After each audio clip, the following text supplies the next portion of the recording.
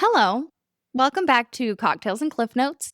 I'm your host, Mason, and today we're talking about Echo and Narcissus. Today's story is a story that reminds us of how dangerous it can be to chase someone who never looks back. It's a story of heartbreak, beauty, and the quiet tragedy of voices fading into the wilderness. It's about a nymph who loved too deeply and a man who could love only himself. But before we do that, we're going to be doing some fun things with apple cider. We're going to mix that up and then we can really talk.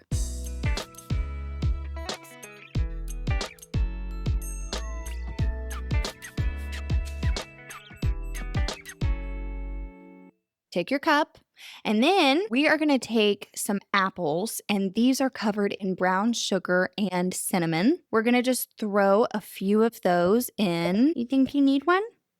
You want one of these? Because you just probably can't have it. We're just going to lightly muddle those up. You don't have to muddle too much. You just want a little bit of juice. Then we are going to take some Jamaican rum. Now, Jamaican rum is obviously rum. It's just got a little bit more spiced flavoring that I actually really enjoy, and it's going to go great with our cider.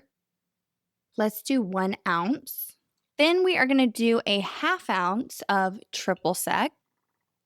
We're going to top this off with apple cider. We will give it a good stir. I'm going to garnish with a few cranberries, and we are good to go. That is the coziest drink ever. Now that we have our drinks, let's get into our story. Our story begins in the deep forests of Greece, and there lived a mountain nymph named Echo. Now, she was just a beautiful little thing. She was very lively and she was endlessly talkative. She was just a real chatty little thing. And she was just a deep and true lover of laughter. She loved to tell stories and she loved to just play and have fun. Her voice itself was like music that drifted through the trees, and all of the other nymphs really loved her. She was just a friendly little thing. She's exactly who you want to invite to a party. She was just fun. She was just a fun time girly pop. Among all these positive qualities, Echo had one major flaw, and that major flaw was that she actually talked too much. And while her chatter delighted her friends and they loved it, it actually started to annoy the gods. They thought she was kind of irritating, especially Queen Hera. Now, Hera, she was queen of Olympus. If you remember from Greek mythology, she was actually married to the big guy, Zeus. That was technically her husband. But Zeus, he was a philandering man. He went and did his thing. And so what was happening, Echo, she was in the habit of actually distracting Hera with long and detailed stories and conversations. And she would do this in a timely manner because Zeus, at the same time, he would be slipping in and having a little bit of fun with the other nymphs. Well, Hera, she was no dummy, and she very quickly caught on to what was happening. And she realized that Echo was actually doing this on purpose, and her jealousy was just unmatched. This is the jealousy of the Queen of Olympus, and you cannot even imagine. Plus, Hera, she had been really duped many times by Zeus, and so she was just kind of at her breaking point. So, in her fury, Hera decides that she's going to curse Echo. She says, "From this moment on, you will no longer speak freely. You will only repeat the last words spoken to you." So, with that, Hera actually stole Echo's voice. There was no more laughter, there were no more stories, and only fragments, only echoes of what was most recently said to her. Well, this crushed Echo. I mean, she was crushed. That was everything to her. It was just chattering. And so, in her sadness, she actually fled into the woods. And she was very lonely. She was speaking only in broken reflections of others' words. So, she's kind of going through it. Now, elsewhere in the forest wandered Narcissus. Now, Narcissus was a young man, and he was so beautiful that gods and mortals alike stared at him in awe. He was hot stuff, and he knew it. It was said that his dark hair was like freshly polished obsidian, and that his eyes shone like river water under sunlight. And he was perfection. I mean, really, he was just gorgeous in every way. And like I said, he knew it. You know when you're hot, okay? And he knew he was hot. But his beauty had actually shaped him into someone very, very cold. And whenever someone admired him, he dismissed them. And whenever someone confessed their love, he would just push them away. No heart moved him, and no soul stirred him. He cared only for one person and one person only, and that was himself. Well, one day, Narcissus is just wandering through the forest, and Echo catches a glimpse of him. And of course, she's like, oh my gosh, who is this obsidian haired hottie? I gotta find out. So she gets a good look at him. And the moment she actually sees him, she is just in a trance. Her heart felt something she had never experienced. And there was this rush of affection so powerful, it nearly brought her to her knees. And so she followed him very quietly. She was hiding among the trees. And when Narcissus called out, he goes, is anyone there? Echo felt her heart leap, but she couldn't really answer. She could only say broken bits of what he just said. So he just calls out, is anyone here? And she just replies by going, here. Her voice was trembling, and she just wanted to chat his little ear off, but all she could say was, here. And so he says, come to me. She says, to me. So Echo steps out from behind the trees. Now, when Narcissus saw her, he realized what she wanted, and he immediately was like, get out of here, girlie, because that was his thing.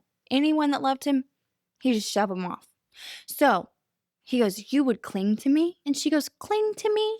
I assume she has a very high-pitched voice. And she's got this earnest longing in her eyes, but she can't say how she feels. And she can't even throw out a cool pickup line because she's been cursed.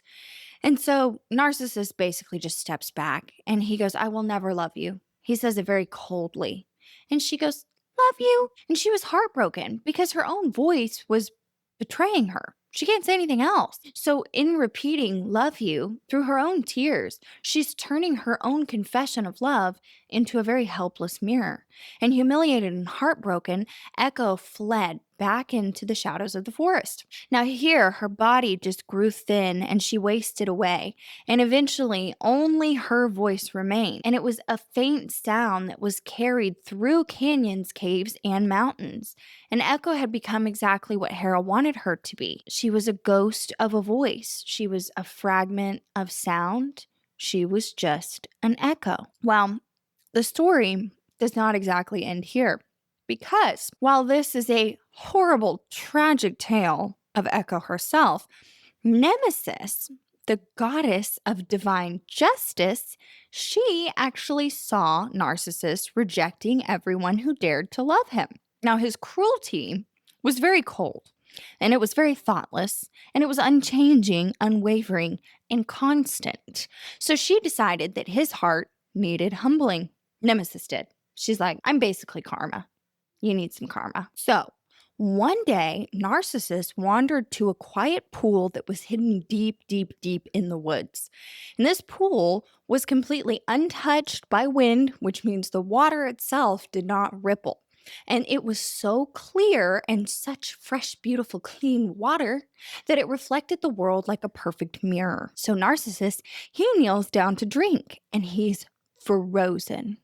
Because for the first time in his life, he saw someone who truly, truly took his breath away. This was someone luminous. This was someone so flawless. This was someone who looked at him with the exact same longing he felt. So he reached out, and the figure reached back.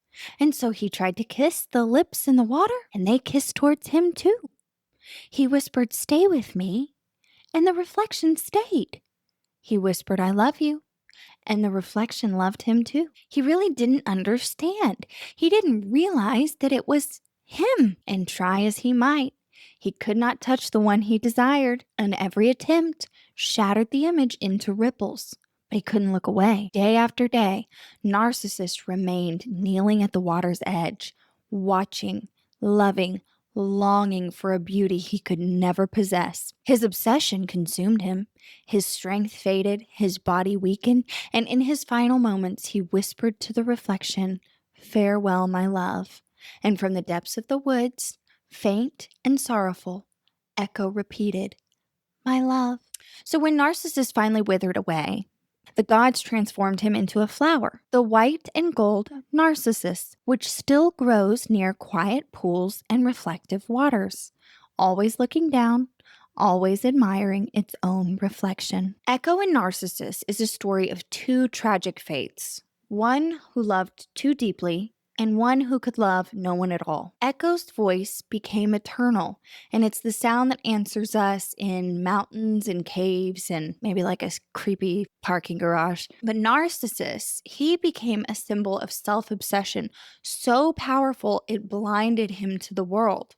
And together, their story warns us about the dangers of chasing affection that is never returned and the emptiness of loving only ourselves. And this really is one of the more sad and heartbreaking stories of Greek mythology. And they have one for everything.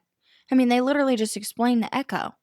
So, I just want you to remember it's not good to fall in love too easily and give everything you have to someone that you don't know. But it's also not good to be closed off and to only love yourself and to serve yourself your whole life. And love, true love, falls somewhere in the middle. So cheers to Echo and Narcissus, and may their story be a lesson and a warning to all of us of the dangers of love itself.